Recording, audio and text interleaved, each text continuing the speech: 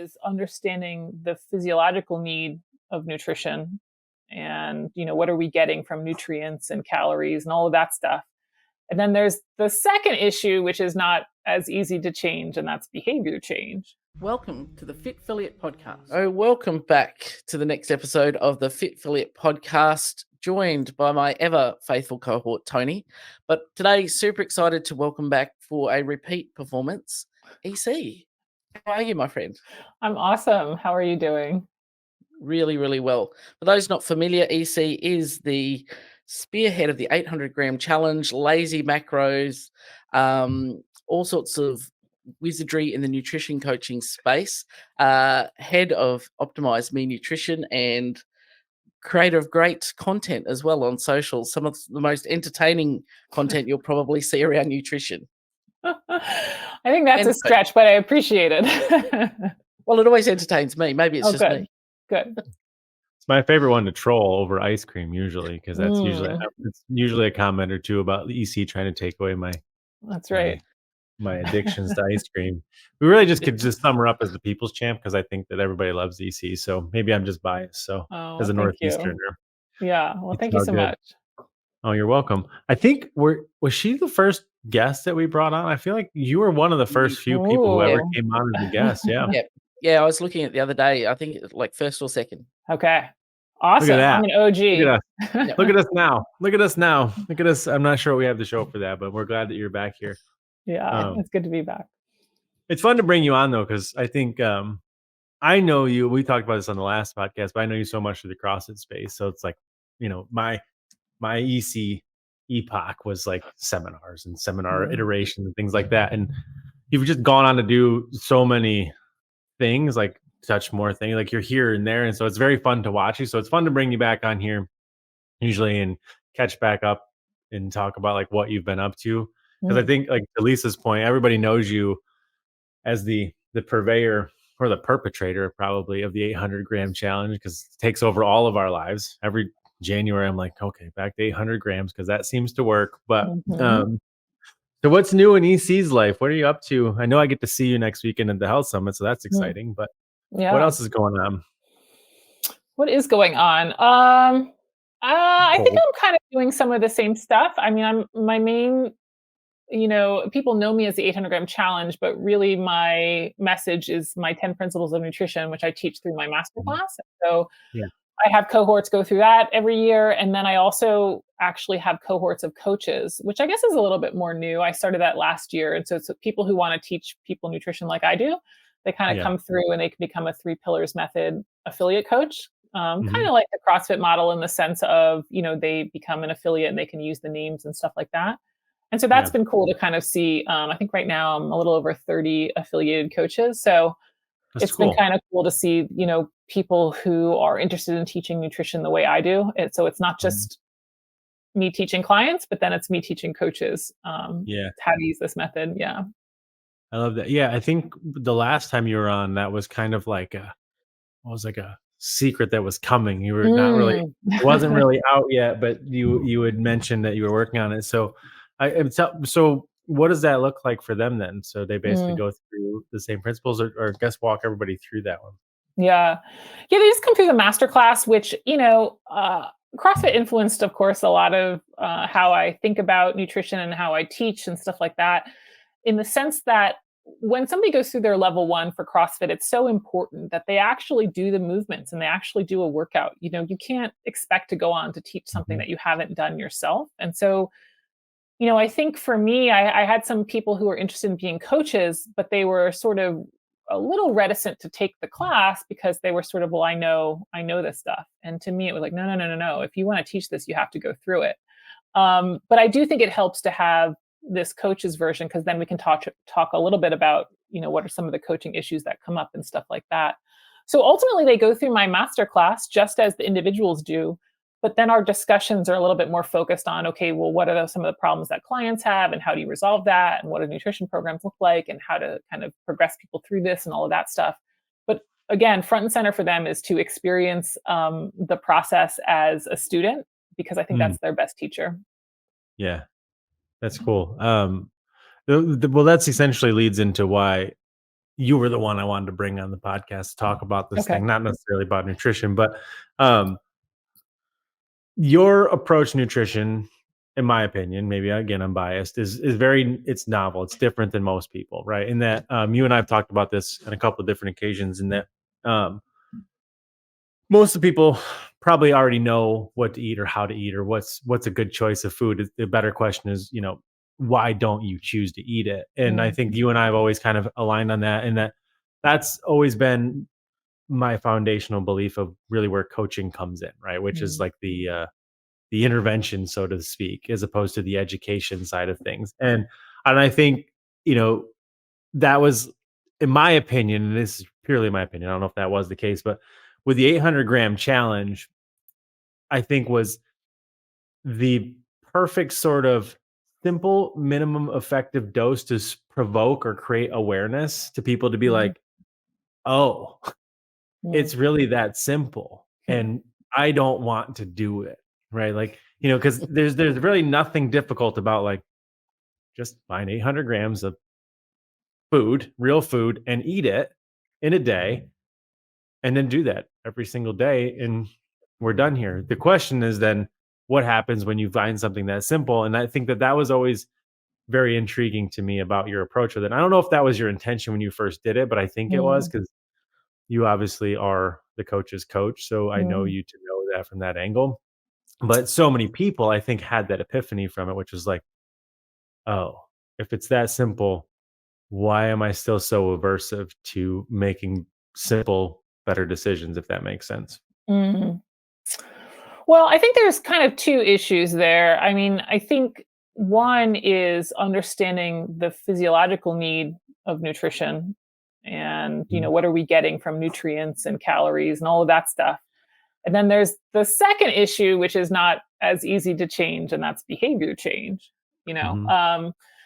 So in terms of the 800-gram challenge, I certainly was interested in minimum effective dose. And again, some of that is from CrossFit. It's like, what's the least amount of work to do here to get the outcomes we want? And again, from a little bit of experience of nutrition too, of all of these rules that just don't hold up in the long term. So that certainly shaped how I go about the 800-gram challenge. And of course, though, that is my first step. I do have this 3 pillars method where there's other 2 steps we have to look at. So if the 800-gram challenge doesn't get you there, we move on to the other ones, blah, blah, blah. But yeah, I mean, there is no panacea or quick fix for behavior change. I think the 800-gram challenge does a better job than many diets because it has so much flexibility and it doesn't restrict, and it flips the script on dieting and all of those things. I think that's great.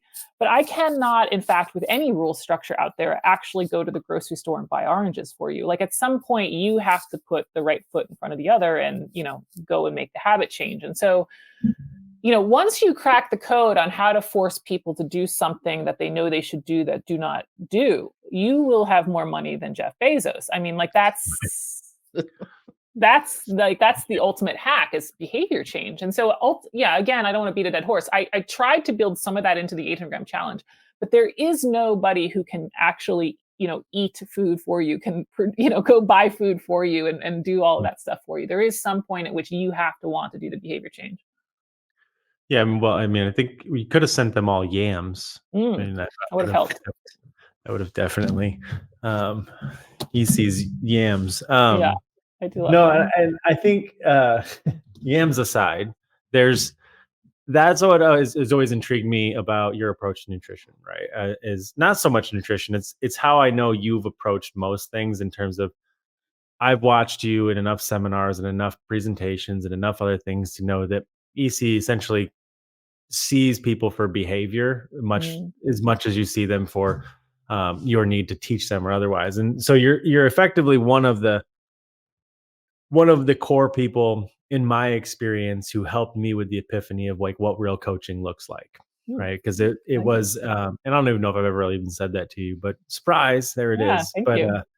It's I think it's so easy to get caught up in this notion of, and this happens on the business side just as much as it does on nutrition. And that's basically why I dragged you in here. Because like everybody, just like in nutrition and business, loves to just get overcomplicated with what to do.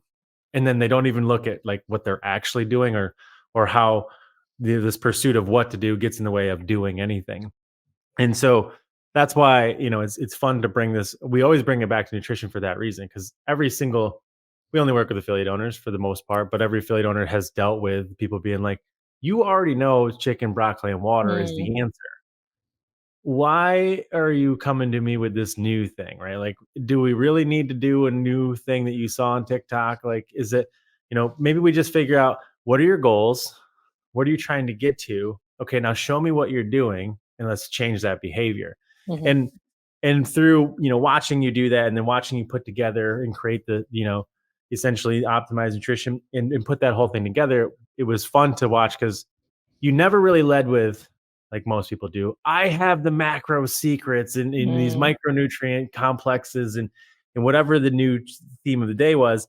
It was always centered around like, no, it's really simple, right? mm, It's meats, vegetables, nuts, seeds, some fruit, little starch type of thing. And like, well, what are you doing? Like, where do you want to get to?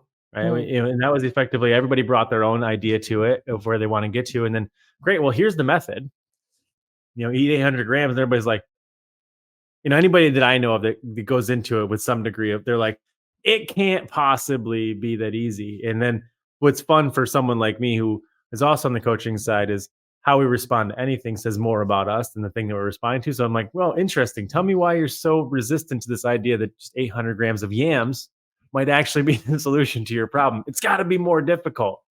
And why do we need to do that? And I think what you put together, or what you provided through that platform, sure, you can't necessarily change their behavior and go buy the food for them, but awareness precedes action. We say that all the time. And but dude, you did it so well with nutrition that it's fun to listen to and watch the content that you create around it. Because I think for me, the peaceful part of EC's approach to nutrition has always been like, yeah, that's cool. If you want to eat that, fine with yeah. that. Why? They're like, Yeah, I mean, there might be something, this is going to seem really unrelated, but we'll see if it ties in. One of my friends, when she's talking about parenting, she talks about that you have to be vanilla to everything. That when the kid is like, oh my God, I want to do this crazy thing, and you don't want them to do that, it's way better to be like, all right, well, see what happens, versus, no, no, no, no, no, don't do that, don't do that, don't do that. And I kind of find a little bit of the same with nutrition, that, trying to convince somebody to do it your way. I mean, I don't know. I think you'd be more effective talking to a brick wall. It's just, here's some ideas. When you're ready, I'm here. And sometimes it's actually good for the client or the individual to get their idea out. Like if they're really stoked on the 30-day shake diet, I'd kind of rather you go through that and run the head into the wall and realize that's right. not sustainable, such that then you are more interested in listening to what I have to say. That's some of getting to the behavior changes. The person has to want to do it. If they're so stuck on their ideas, or if you're convincing them that this is the better way, no, no, no, don't do it my way, they're probably not really ready. Right. And so we won't get that behavior change. When they're frustrated enough with what they've done and all of that stuff, then they're probably like, okay, I'll give this lady a shot. So some of the vanilla and some of the simplicity, I don't want to say it. It's not like I come in there and like, oh, I'm going to market this and I'm going to be really vanilla. But it's just like, yeah, when you're ready, I'm here, because that is the truth. I think as humans too, we really like to overcomplicate, just to circle to what Tony was saying. We like to layer on complexity of things because that allows us to abdicate responsibility about why it didn't work. So it's not about me not working. It was, well, XYZ program had all of these things and I spent all day doing these things and I didn't have time for it. That didn't work for me, or that didn't fit my lifestyle. So we want things to be big and complicated, so it gives us an opportunity to go, that didn't work, not I didn't work it. Interesting. I think there's some of that for sure. I read recently, and I think it's on today's podcast for me, but there's this guy named Alan Aragon in the nutrition space who's quite good, and I really enjoy following him and learning from him. And he has this book, Flexible Dieting. And it's a very small section in the book, but he talks about self-determination theory, which I think is one of those things that we probably learned at some lesson in some degree, and then, kind of put it to the side and not really use it again. But it was really interesting reading it and reflecting about how I teach nutrition, and how self-determination theory is based on these three principles, which dictates motivation. And so, of course, motivation is quite interesting when we're talking about nutrition. And so these three aspects are competency, relatedness, and then autonomy. Mhm. And ultimately what I found, believe me, Lisa, I'm coming back around to your point. Sometimes I start off to the You got left and time. then Take your I time. circle on I'm used back. to Tony, EC. It's fine. I'm used to Tony. I'm coming It's back Easy. around. Turn your microphone back down. I think in the beginning we seek out a lot of these rules because we actually don't have the competency yet. It's a field that we don't have the knowledge about. And so the rule structure provides us, oh, okay, this is what I have to do. Yes and no. I have this really simple decision-making tree. It's going to tell me exactly what I need to do in all of the moments of all of the times of all of my meals. After about 3 weeks of that, we realize life doesn't work that way. And so we need to move past this rule structure into ultimately a place of autonomy where I can be at the airport and understand what I need to do, and also be, on Christmas Day and know what's appropriate and all of the other situations in between. And I think that's really how I approach nutrition and why my masterclass is the way that it is. It's like we go through this period of time together that I help them develop the competency to ultimately get to this place of autonomy. So I hear you on the idea of, okay, these are all the ways the diet failed me. But I think people ironically ultimately want freedom. Mhm. But in the beginning, they don't know enough to have freedom. So we latch onto all of these rules and they're like, it doesn't work, and it's like, okay, but yeah, we need to now move past that and understand like how to put those rules into a more flexible paradigm, if that makes sense. And I Yeah. think some of it, I know that like Tony and I have had a conversation probably numerous times talking about, my struggles with nutrition at different times. And it comes down to like I was over, looking for those rules and structure because there was a lack of belief in my own ability to follow Mm, through. yeah. So if I have the rules and structure, then here are my bumpers. Like I can't miss. I can't miss the lane. Whereas when they're taken away, it's like, I know I'm an asshole. I'm going to go to the cupboard and I'm just going to eat anything in it. And I'm going to tell Totally. you that I didn't. So it comes back down to that, we talk a lot in Fit Affiliate about the coach's role is to transfer belief to the client that they can Mm, actually do that, mhm. which is probably, an important step that you will cover in your masterclass. But as humans, we kind of don't think, well, I've failed so many times. Why am I not going to fail at this one? If I'm left to my own devices, I'm a 3-year-old in the pantry. Like it's just not going to work. Yeah. Yeah, and there is some things too that I think are better. I mean, like I'm a master class, but I think some things are better handled outside of the master class because sometimes there's influences on our eating behavior, which I can't fix with the 800-gram challenge. I mean, I wish I could, right? But like sometimes it's better to figure out why is my stress response eating? Because Mhm. now let's figure out our behavior around stress Right. before we worry about tracking calories or whatever EC wants us to do, eat more Mm. fruits and veggies, right? So sometimes I do find as well that there can be issues that people might think are nutrition related, but we'll actually have more success with nutrition when we first handle that other thing in the way.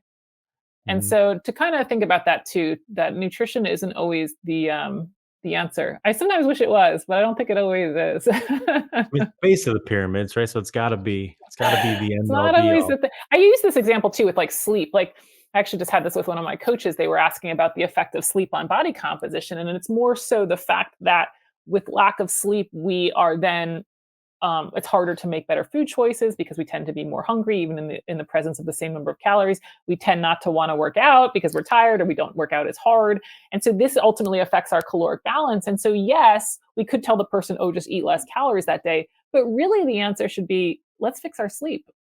Mhm. Right. And so sometimes redirecting it to focus on something that matters more versus, the log or the nutrition thing is actually the best answer. Well, I Mm. think that's a secret of, effectively what is actual coaching versus training. Mm, And we talk about this a lot in here, but because I think that part and parcel one of the big problems that affects the whole industry is the lack of clarity between where training starts and stops and where coaching begins and takes over or vice versa. mm, Because I think that they're ultimately similar and related and they can kind of coexist in the same, space, but the practice is a little bit different in that I believe that coaching is more heavily grounded in observation and understanding, where it's less about education and dictation, and it's more about kind of getting an idea of where you want to get to, and then watching what you do. And one of the reasons that's why I think the nutrition, like to your point, I wish the nutrition was the answer because it'd be a lot easier. But it's the same thing you see with business, right? People they want to always be fixing something, and so they tend to try to fix something that they can point at And you see this with nutrition becomes a big fascination on the fitness side. And then obviously I get everybody on the business side, but really the common thread in all of them is wherever you go, there you are, right? Like, and so it becomes this behavior based conversation, whether it's sleep, whether it's nutrition, whether it's physical activity or lack thereof, is it, whether it's, what you're doing in your business. And that's why if people are listening to this, are probably like, why are they bringing EC on to talk about nutrition on the business podcast again? But the reality is that because nutrition is it's just like money, right? I could bring on, we've had people on talk about money, but money is just another method and medium of essentially behavior. And like, I don't think any human inherently that I'm aware of ever wants to be unhealthy or overweight or suboptimal in any category. But we also know that humans be doing human things. And so when left to our own behaviors, well, we don't always make the best, most well-informed choices, not because, we want to do something bad to ourselves, but to Lisa's point, in the journey of the success of whatever it is, whether it be business or money or nutrition or, even something like sleep, like we like to put things in the way of the actual action where it's like, let me point at something. It's not that I'm bad at this. I just don't know what to do. So let me go learn something new. So then it's safer because now it's about something outward that is not my fault, as opposed to like, once you do enough things though, right, you end up in that, that valley of despair where you're like, uh-oh, I'm the constant in every one of these problems that keeps coming up. So, and I think my circle back to this is that it does really matter when people get to you or how they get to you, right? Is in the coach's journey, right? So like, by the time a client, for whatever reason, they come to you, money, nutrition, business, like the life cycle that they're in certainly dictates the journey that you'll take them on or where you'll meet them at, right? Because like, in like the 5 phases, if we met everybody at uninformed optimism, which is like phase 1 of pretty much every idea, right? All they want is an answer, right? They just want, tell me I can eat steak and I will go eat steak for every meal. And like carnivore is going to be the answer, right? Like in business, it's like, just give me the stuff to do so that I can be successful and I'll go do it. And then, eventually they get to the second phase, which is that informed pessimism where they're like, I've tried things. They're not really working, but I'll try something else because probably not me. I just must not know the answer yet. And like, that's when I think most people get to a coach, which is like, I've tried everything. Nothing seems to be working. Hopefully they're like, can you watch what I'm doing? And then that's when as a coach, you can kind of move people into that 4th phase, which is that informed optimism. And then 5 being success. But like, I think nutrition becomes a relative point of frustration for everybody that listens to this because they're affiliate owners and everybody struggles with nutrition inside the gym, right? Like there's just, despite the fact that it's the base of the pyramid, it's always been the joke for me. Everybody skips nutrition and starts with Metcon and they're like, yeah, I'm really good at burpees. And then eventually what happens? We all end up being like, okay, I'm doing CrossFit 5 days a week and I think I might actually be gaining weight now, going back to nutrition. And then they're like, what do I teach them? Well, you just observe them. Well, yes. I do think there are some realities about nutrition that are different than so many things in life. I think it's very similar to wanting to be a successful business owner, but I think something different between nutrition and, let's say, working out is you can, in fact, limit fitness to an hour a day or less and see results. Yeah. Nutrition is not that compartmentalized. I'm trying the nutrition side of it. Nutrition is not that compartmentalized. Even if you yourself want to only eat once a day or pick one of these, warrior diet type things, it's not limited that way by way of social events in our modern food environment. And so I do think we have to understand that nutrition is a different beast than a lot of other things. I think there are some things in life you can outsource. I always use the example of taxes because my accountant must be like, how does this woman have a business? I still am like, what's a deductible? Like, I don't know. Like, here are my documents. Tell me what I owe. And it's done. Like, I can literally outsource that and be done, right? Nutrition is not that way in our lives. It's so pervasive. We have to do it. We have to have nutrition in our lives to survive. It's around us all the time. It's part of culture. It's part of society. So I do think there is a little, I don't want to say needs. I'm not trying to tell you what to do, but I think there needs to be a little bit of understanding that this is a different beast than, let's say, even working out, and I'm not saying working out is easy, but somebody can see results on 1 hour a day, which is entirely different than a nutrition. And so that does relate in my mind to business, as you said, because if you want to be successful in business, I can't outsource my own business. Right. It's constant. Like, you can't just tell me one thing to do and I'm off to the races. I have to every single day be in it and figuring it out and all that stuff. And so in that way, I do think there's some really nice parallels to nutrition, because if you want to be a successful business owner, it's as constant as nutrition. Yeah, it certainly is pervasive. And to your point too about like nutrition being a different beast, like I mean, there's definitely some marketing to apply itself in fitness, but man, the deck is stacked against Yes. everybody in terms of nutrition, and it's easy to be cognizant of that too. But I think ultimately, it's kind of that old statement of obfuscation is the curse of the novice. Like the more complicated we can keep things, the more confused we can keep them, the less they're going to make good decisions. And to your point, right? Like it would be great. I mean, I've been trying to just do the one meal a day, but this doesn't seem to work for me. But it's fine. I'm going to keep it up anyways. Then I can eat more ice cream later, and I'll save that for EC's next post. Next podcast.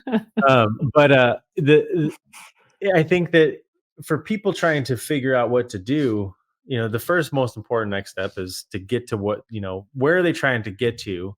And then somebody's stepping in and understanding or helping them understand what it is that they are in fact not doing, whether it is business or money or nutrition. But nutrition is a bit more problematic in that it does take up all of your day, much the same as business does. But with a certain degree of simplicity, becomes a much clearer, I guess, mirror back to the person. And I think that in and of itself is one of the big issues that you see with nutrition, right? Everybody wants it to be more complicated because there's some safety in that, that confusion, right? Like, oh, it's not me. I was because marketing sold me this thing, or I didn't know what a carb was, or I didn't know what a protein was. But I've never met a human who doesn't know that, meats and vegetables are probably, I mean, I guess now everybody's a little confused over whether I should be a vegan because it's going to end the world. But, I think most people still understand that, like, if it grew and no one else touched it and I eat it, it's probably better for me than if 4 or 5 other people touched it first. Right. And like,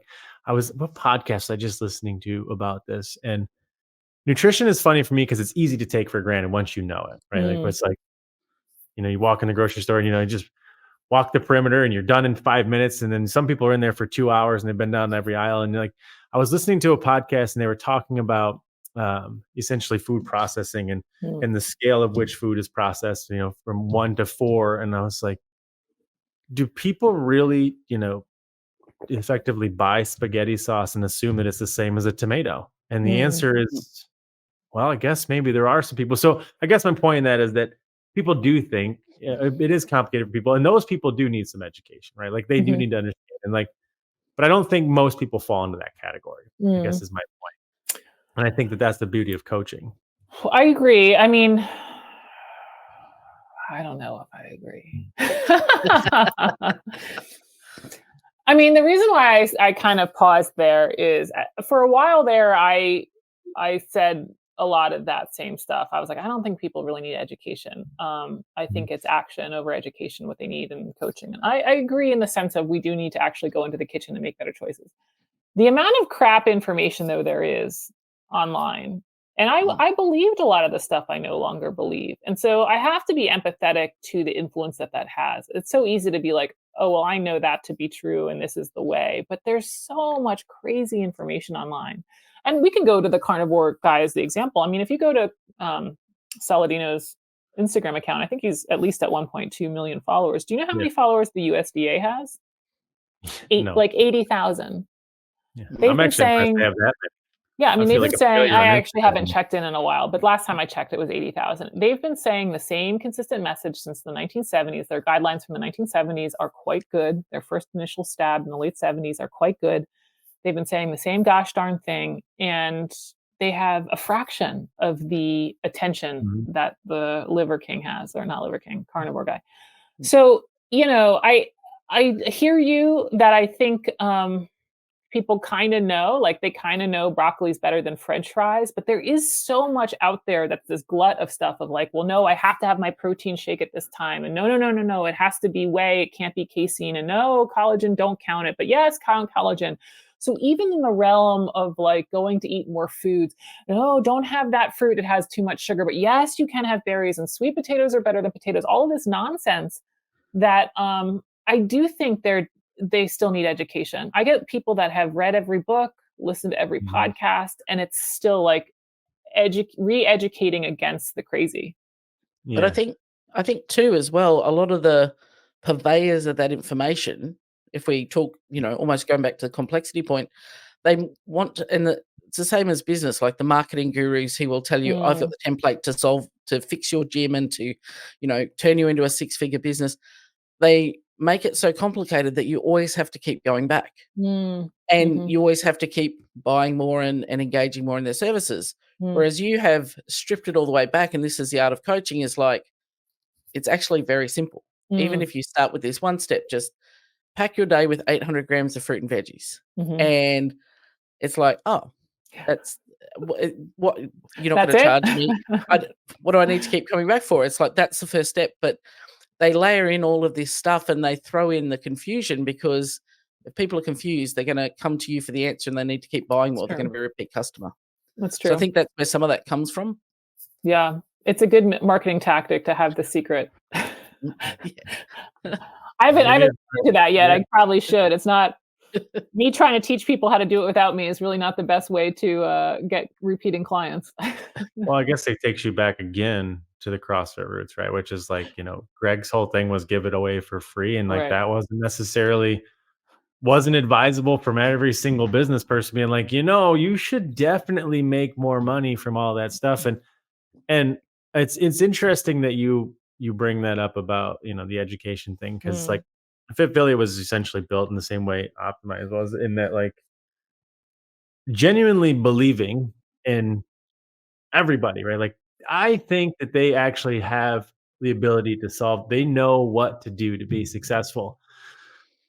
And fast forward a handful of years, we still genuinely, truly believe that, much the same as that you just said. We still believe action is the most important thing, and the better you can control that action, move it from distraction to attraction, things are going to be much better, much faster, much sooner. But in full disclosure, and I've probably never said it on here before. Like in hearing you say, it, I'm like, were you in the meeting that I just got out of on Friday? Because the truth is, I'm like, to your point, they do need to know some things because yeah. there is so much misinformation out there. Because the truth, I think, is still the same. I think that the red thread is that people do at their core really ultimately probably know what to do to be successful in many different modalities, whether it be nutrition or business. But marketing works for Yep. all the reasons that we know it does to make money, but also more so and more importantly, in terms of its ability to the beginning of this conversation to affect and elicit behavior change. Like real marketing done real well will change complete cultures, right? Like diamond rings. Everybody knows the De Beers story, but like now everybody thinks you've got to put 20% of your income down on a diamond ring. And like that's all literally just a marketing story, right? But like now you just grow up thinking that that's the thing. And so I guess my point is that the answer is you're probably right. Like they do need information, and it's interesting to hear you say that because always a conversation on here. Is like, how do we how do we how do we give them what they need so that they stop being distracted with the Mm, constant barrage of misinformation that is, we live in this immediate gratification society where like information, like we are ill-equipped to live in the information age, right? Like it's just coming at us and we don't have good filters as humans. And so people like yourself step up and like, I'm not entirely sure that you decided, you know what I need to do? Education, because that's going to be good for business. But I think, it comes from like education because it's help, right? Like mm, it's important to the process. And so comically, it's like, well, yeah, probably could be better at marketing if I just hosed the secret and then sold it to them and did all those things. But I think people like yourself do have a service that they can provide by helping with the misinformation. I think you do a really good job of that. But it's funny that I thought that with the affiliate, we would be able to sidestep the information. Like you already have everything you need to be successful. Like mm, the affiliate playbook and the toolkit is right there for you as an affiliate owner. Just mhm. use it. And they will go literally buy that information, the same information that's available to them for free from somebody else because it's flashier, their friend did it. And it's like, it's a head scratcher. And so to some degree, you can only address the behavior once they're aware of it, and that's a topic of immense frustration around here for us, sure. Well, I mean, I think the education helps them understand why they're making this decision. And in fact, I had somewhat recently some one-on-one clients who I just picked up as one-on-ones, and they did not go through my master class. And I actually kind of at the end was like, oh, I want them to go through the master class because that grounds their decisions moving forward. They have Mhm. that back information. And so I think that's what the education does. It helps them understand why they're making a decision, and helps them kind of sort out, okay, well, this guru says this and this guru says this. Why are you telling me this relative to this guru and this guru? Okay, I get it. So now that's why I'm making this choice. And so that's where I really see the education. And again, I'm not trying to be like, oh, I've solved this thing, but I really like my master class. Granted, it's EC over. has solved it. Everybody just follow her. She's got the answer. That's a stretch, but the master class is like 10 weeks long, and it's because we need the time to both learn the information and then you also enact the habits, and that's where the magic is. It's actually the magic of the two together, and I think it's the magic of the level one for CrossFit, right? It's not just learning the book, but it's going out there and getting coached in real time and also doing the workouts. It's putting the pen to paper and actually doing it with the education, where I don't think either one is as powerful Yeah. independently. And I guess you kind of see that too in the visceral experience that is the level two. It's kind of like the Mhm. the Exact embodiment same thing. of that exact Mhm. conversation where you watch. It's so fun to be in that room. Like I think that's why I've taken that course like 5 times. It's so funny to be in there, is to be like watch it, would just be like, oh, I didn't do the doing part. I did the learning Mhm. part of it. Uh, Exactly. That's exactly what the level 2 is. And it's why again, I'm not trying to be like whatever, but this is why I set up my course this way. Like you need to do the doing, but the education grounds your doing. yeah, it's effectively spoiler. It's why we just launched or are launching the affiliate engineering part of it, because it's Oh, the cool. same thing, right? And nobody knows that, so delete that part of it, Secret, Lisa. right. Cut that part Uh, out. Top but secret. it's not meant to give you tools. It's not meant to make you watch things, but basically to help you better ask better questions about the information that you're constantly receiving, and Wow. and helping them better understand, like, hey, is this a good decision to make? And this is the filter through which maybe I want to artfully, pass this thing. And but I think it's something that I tried to avoid. I was like, hey, they don't need that part of it. Like it's Mm, just we can just watch what they do and coach, and then it's like they get into it, and you're like,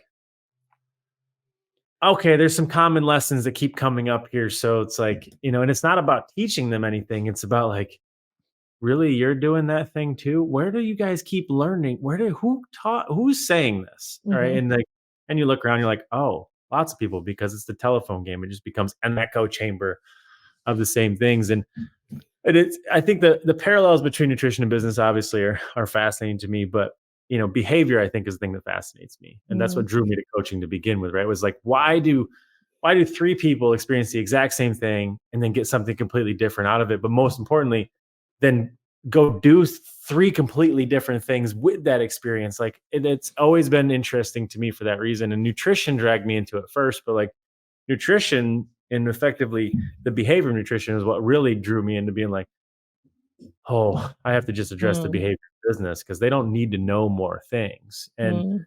I think the behavior part of it is fascinating. But to your point, yeah, there is definitely value in being like, hey, here's some better ways to think about things. And I think that shouldn't be overlooked, and I think it's important. Yeah, for sure. So what's the plan then for so you're going to scale up the coaches development thing? Or every time you're on here you're always like, I don't know. I He's don't like the know. best worst business person for that reason. She's like, and it just keeps working. Yeah, I mean, you say that, but there's a lot of things that you try and don't always work. And so, what's the phrase about entrepreneurship? Just fail fast, fail early, fail often, fail fast, that type of stuff. So yeah, I mean, I am trying to work on an app that ultimately would help me scale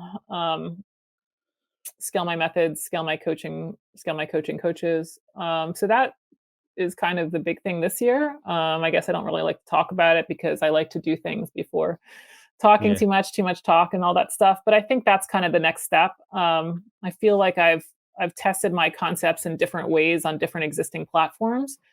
enough to know what works and how to kind of make this a bigger offering.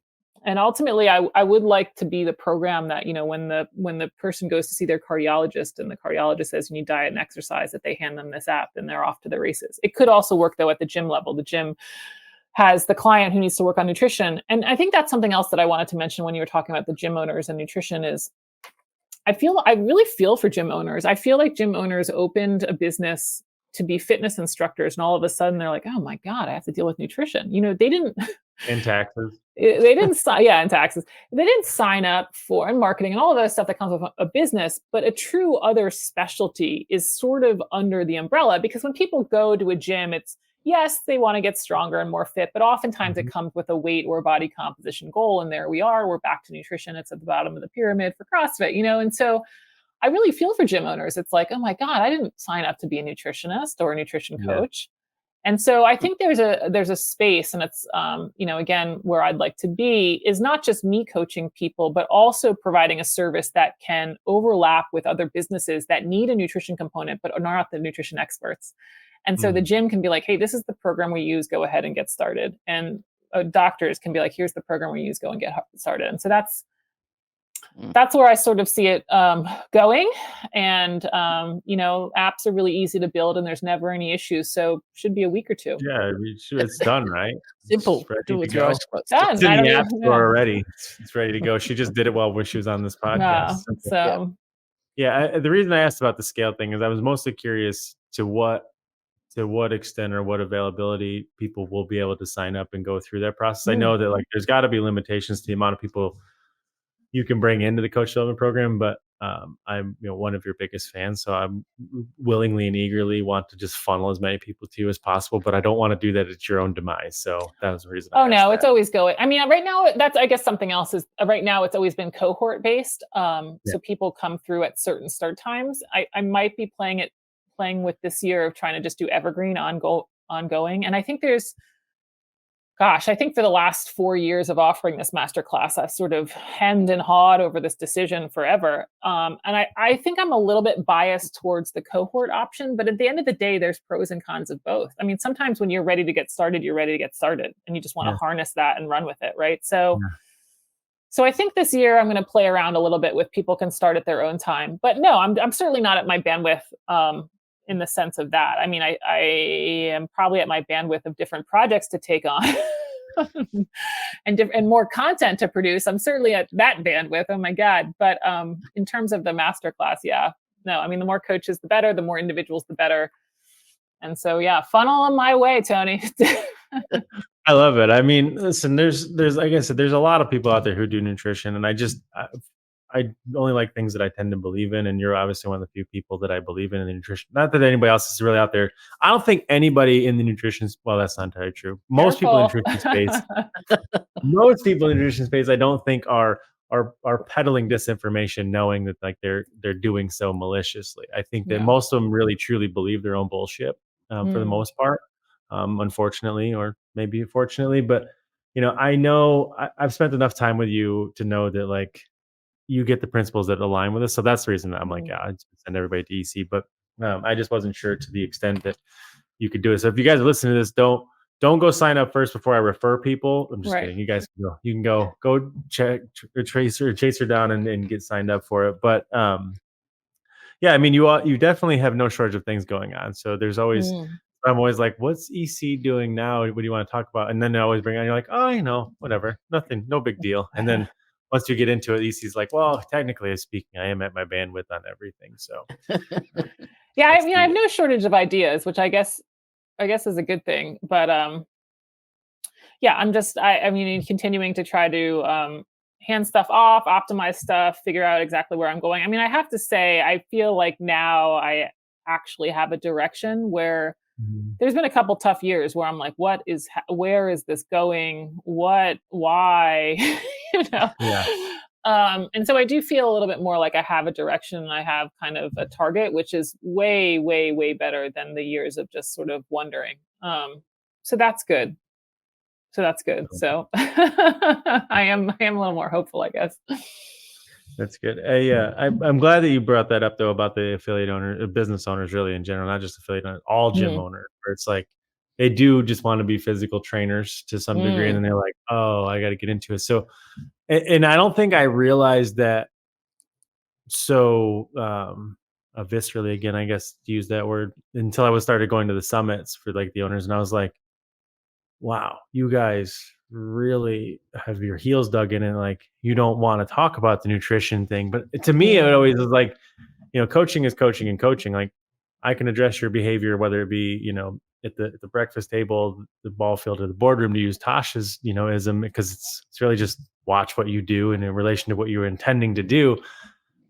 But I think that's it, right? Like a lot of people, we use the word coach in the industry so much, but very few of them are actually coaches, and they want to just be trainers. And there's nothing really wrong with being a trainer, but trainers don't really want to sit down and get into the nitty gritty, like observation, like, hey, I see there's a problem here, and there's some degree of confrontation. So, that whole big conversation aside, the fact that you are potentially putting together a solution that could alleviate that problem for them at a scale and at a level that I could believe in is exciting for me to know that that's out there. That was sort of the intent of the challenges, which I guess at this point it's like 1,400 gyms have done, which is pretty cool. But the challenges aren't a forever thing, and nutrition is a forever thing. And so, okay, what's the system to do that? And as much as I love the platforms where I have used the challenges and it's been awesome, it's still not exactly how I would deliver it and stuff like that. But yeah, I mean, I think yes, of course, there's some things from coaching CrossFit that have helped me with coach nutrition, but it certainly is different. And, you want to have, you want to have some subject matter expertise in the thing that you're coaching. And I just think it's unrealistic to think that a gym coach even necessarily wants to be nutrition. Nutrition's it's a bag of worms. It's just like, it's all over the place. And there's lots of different issues that are unique to nutrition and have nothing to do with coaching. And so I think it's a little, I'm not trying to like put you on the spot or whatever, but I think it's a little naive to think it's like, oh, it's a different business. It's a different business model. Are you going to do one-on-ones? What are the price points? I think there's this idea that, oh, I have 100 gym members, so all 100 are going to sign up for nutrition. It's like, no. They signed up because they were coming to a gym. They didn't say they wanted to work on nutrition. Yes, it's probably a slightly more interested crowd than just walking down the street and passing their first 100 people. They're slightly a warmer audience than that. But the idea that, oh, I'm just going to get 50 clients a month to work on nutrition, it's like, well, then you haven't worked in nutrition before. Yeah. And I think too, as well, for the gym owners, it's sometimes they struggle with the confidence to start the conversation. And it's when then the client, might push back or they get into some of that uncomfortable stuff, which is where you get into the coaching, but they're like, oh, I don't like to pry into somebody's issues. Or somebody goes, well, yeah, I eat, a liter of ice cream every night while I'm crying myself to sleep. And they're like, oh, let's go do some squats. Don't bring me into this, Lisa. But that's what I mean. And that's what I mean, though. That's like a whole nother set of time, resources, bandwidth for the person who's like, I've got to train my coaches on what to look for in the squat mechanics, and I have to order the equipment, and I have to deal with sanitation and all these other things that all of a sudden you realize, oh my God, I could have a second business on this thing, and I didn't want it. You almost I didn't want this gosh darn thing, Yeah. So I feel for gym owners because I think, and this is one of the things I've said about my challenges, but I think it's ultimately true of nutrition, is I think some of the nutrition services can be their best retention tools, because if people see results, they will stay longer. But it's not like this easy sell of just revenue. It's not like, oh, I'm going to make so much money on my nutrition. It's, oh, when they get nutrition, they end up staying longer, Yeah, I think, to that point, it's 100%, back to what you said about going on the street versus being in the gym. I would actually challenge you and say it might actually be easier to sell nutrition on the street to strangers than you could in the gym, mainly in that, there has to be a certain degree of perception of solution to a problem. And a lot of people, once they get in the gym, especially after a short period of time, to your point, like you can work out an hour a day and see a benefit. And to that point, they're just like, no, I'm good. I've already lost my 10 pounds that I came in for. And so when you want to sit me down and talk about what you're going to take away my satisfaction of my glass of wine or my ice cream once a week or whatever, it's like, but on the street, if they have taken no agency over their life yet, you might actually, and I think that's where a lot of the struggle too comes in from the gym owners when they do try to sell nutrition. They're met with what they assumed would be like this, it's the foundation of the pyramid, everybody's in. And then everybody's like, actually, it's Ted, it sounds like you're telling me what I'm not going to be able to do for the next 30 days. And I want nothing to do with that. And like that, I think it's so to your point about it being a separate business, like it almost ends up needing to be treated like one because the core customers aren't necessarily, like we say this around here a lot, like CrossFitters are terrible customers, mainly because by the time you become a CrossFitter, like you're used to paying $150 a month, which is great, but like by the time you become so many of your problems have been solved. Your ability to propose a solution to problems is much more minimal than somebody who is not yet a CrossFitter. And I can quite literally change your life. And that's worth way more money than how many classes a week can I do here for as little amount of money as possible. And you see this commoditization happen a lot. But I think that becomes a big part of the conversation with nutrition too, where it's like if you're treating it as like an add-on part of your service, as a part to the thing that they're already paying for, you know, you're going to have a problem there. But it's not necessarily about the economics of nutrition so much as like, do they actually want to solve their own problems? Yeah, but I mean, you know, I think it was one of these I did go to a CrossFit summit like a couple of years ago. I forget, I think it was the Midwest or one of the regions. And there was a woman, I was talking about nutrition programs and stuff like that. And I basically said the same thing that I just told you. And she shared that her gym had been working to develop their nutrition program for the last 3 years and finally got it up to 25% of their revenue, which is actually good. But that's like the kind of rate of return that you're looking at. I think, again, people are like, oh, I'm just going to say I've got a new monthly packages and everyone's going to just sign up right away. It's like, no, it's a different business model. It's not the same clientele necessarily. So, and it's 24 hours a day, right? Like to your point about nutrition, like it's not just sell them a membership and service them for 1 hour a day for 3 to 5 days a week. It's selling them a much bigger membership because you will have to service them for many hours, many days out of the week. Yeah. How do you set it up? What's going to be their checkpoints? How is that going to work? Is they like, I mean, you know, this is the other thing. How many gym owners, every gym owner you talk to that's been around the block once or twice, how many different on-ramps have they done? 1,000. Yeah. It's like the never-ending story of how we on-ramp people right now. I think some of that is we always just keep thinking there's some perfect program. And there's never a perfect program. So there is some point at which, okay, this is going to be good enough. And so fine, we're going to work with it. But it's the same sort of idea. I mean, like if you just think about how many times you've iterated on ramping new customers, now you're just going to go launch a nutrition program. It's just going to work. I mean, come on. Come on, right? It's a whole different ballgame. So with the same fervor that you've launched all those other on-ramps too. So it'll be fine. Just like the first 72 iterations we're fine. Well, cool. So yeah, I mean, I think the first most important thing that everybody's listening to this, just go hound EC and sign up for her masterclass, and then you'll get signed up for whether you're an individual or a coach. But I'm excited that you are taking on that many coaches in the coach's journey. That's very cool. That makes me feel very good about the future of the environment. So thank you for doing that. Yeah, thank you for the support. You're welcome. And then I guess, is there anything else that I just follow you on Instagram, or was there a better place to follow you on the podcast? Yeah, the Consistency Project podcast is, hey, Instagram is great, but if you want some information, the podcast gives you a little more info. Don't go on it. Just leave Instagram, leave social media. Just follow my playbook and just leave it all together. It's not necessarily great for your business though, so don't do that.